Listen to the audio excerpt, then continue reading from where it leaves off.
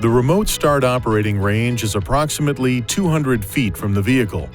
For remote start to function, the car must be in park with the ignition off and all doors must be closed and locked. The remote start function must also be enabled in the vehicle settings on the lower touchscreen display. To verify that the setting is enabled, press the menu button on the control panel. Touch Settings. Comfort and Convenience. Then, Remote Engine Start to enable and disable the feature. Laws in some communities and states may restrict or forbid the use of remote starters, or require a person using remote start to have the vehicle in view. Check local regulations for any requirements. To start the vehicle remotely, press the lock button on the key fob. Then, within 5 seconds, press and hold the engine start button for at least 2 seconds.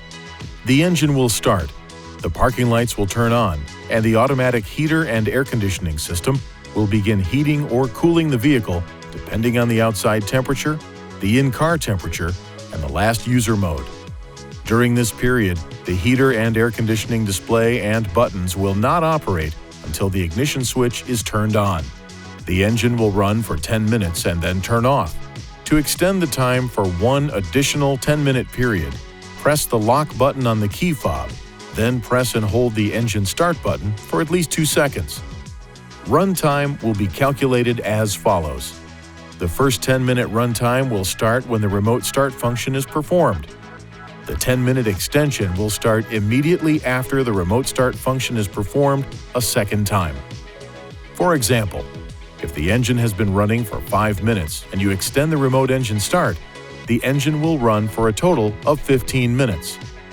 Press the engine start button on the key fob at any time until the parking lights turn off to cancel the remote engine start. After 2 remote starts, the ignition switch must be cycled from on to off before the remote start can be used again.